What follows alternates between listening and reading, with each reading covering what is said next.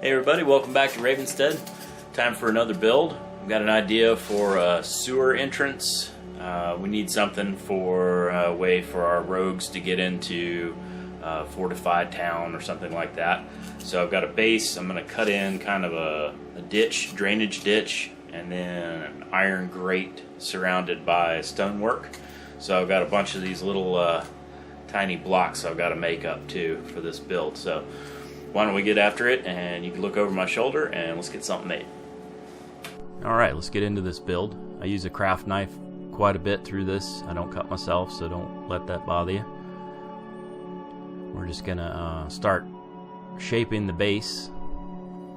Gonna make a few scoring cuts here and then start breaking out the areas that I want. I thought about using a hot wire knife in here, but I don't know, I just kind of like the texture better cutting it with the craft knife.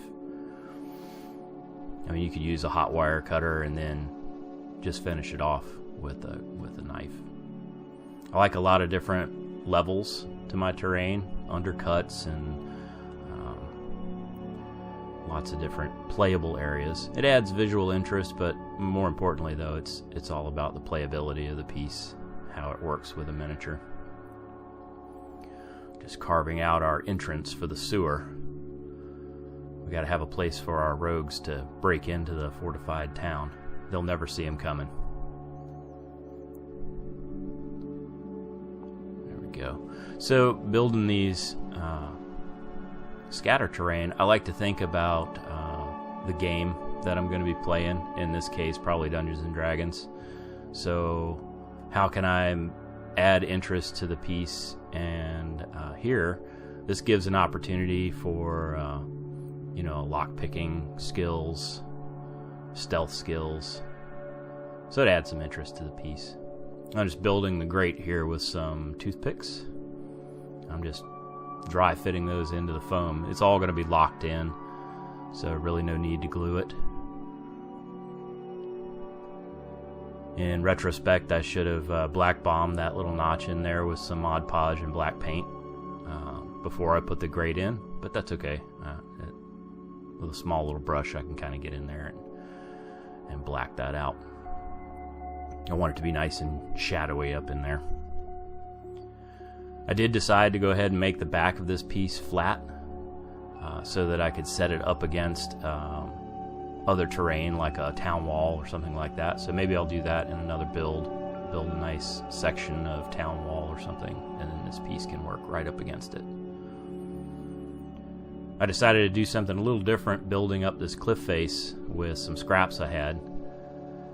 And it was a little tedious, but the end result was kind of nice. I was a little worried about it at first though, because it looked exactly like what it is a bunch of stacks of pieces of foam. But got to trust the process, get in there, whittle it down, just keep working at it until you get the shape that you want.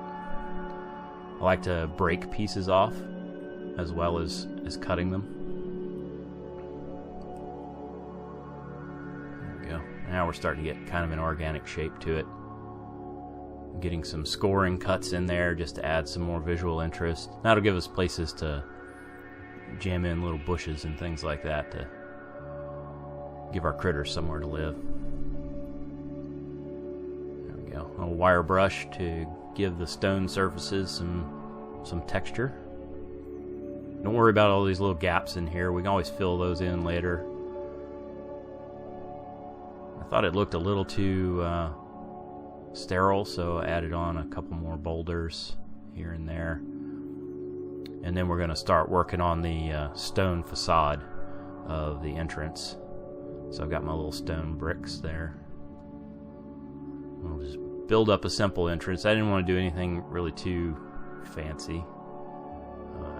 I just kind of wanted this to look like, well, a sewer drain, so kind of an afterthought. And I'm just texturing up a piece of foam I'm going to use as a timber on the top of the entrance. Scoring it pretty deeply with the brush, and then I'll actually pick off a few sections, rough it up a little bit, make it look nice and rotten.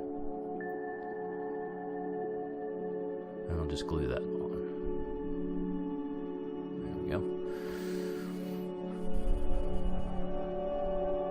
We always have to have our rotten plank in there somewhere.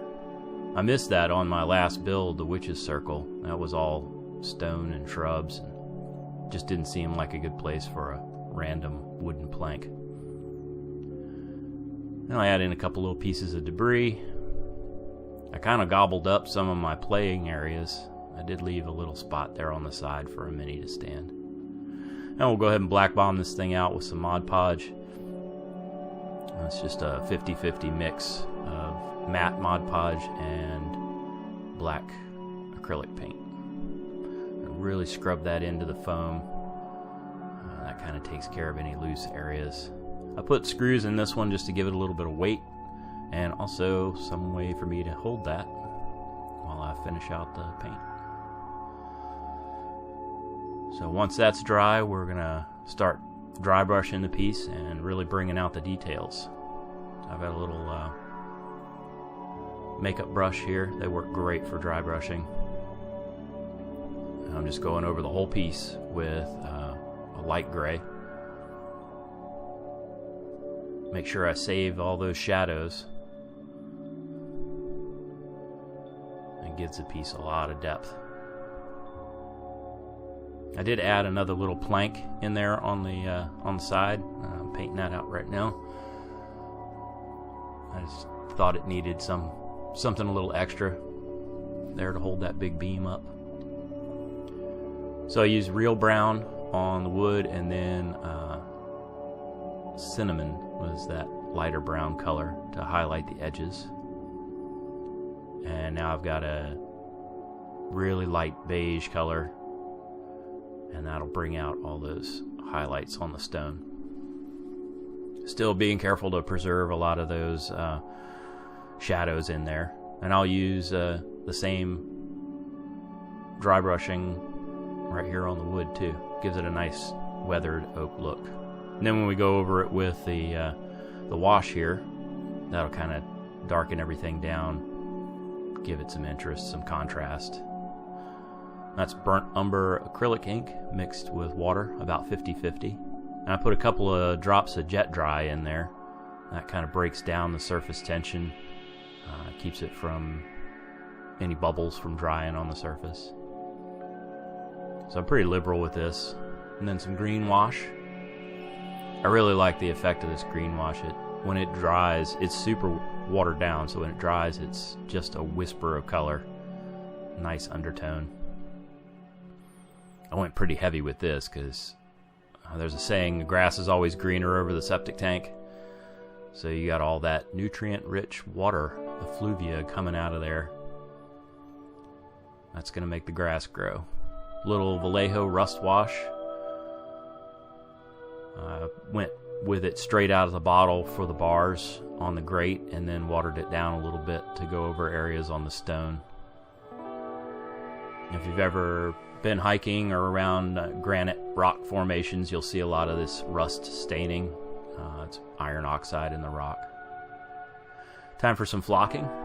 Get a little coat of PVA glue on here, there, everywhere. Just kind of picking areas that I think where grass and moss would grow. Give it a good coating. It's like magic. I love this part. This is so much fun.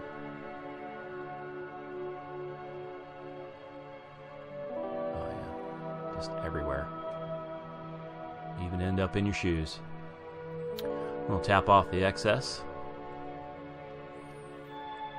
There we go. Instant weeds. I'm going to go with some other textures. Put in a little bit more PVA glue, and then put in some coarse foliage. There we go. This is actually turf, coarse turf. That just gives me some depth, somewhere for the little mice to hide in.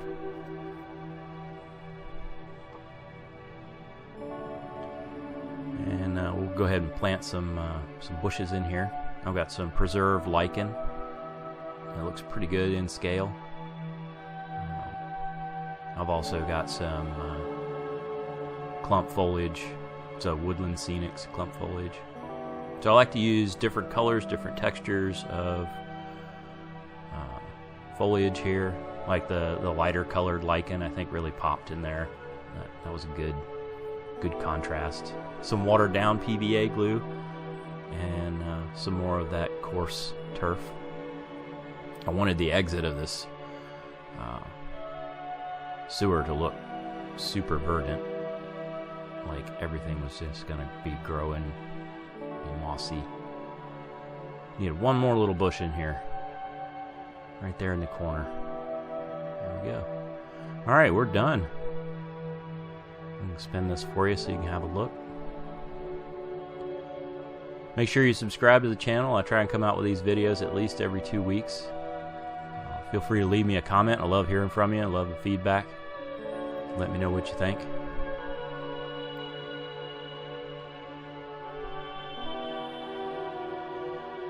There's our rotten plank. Can't forget that.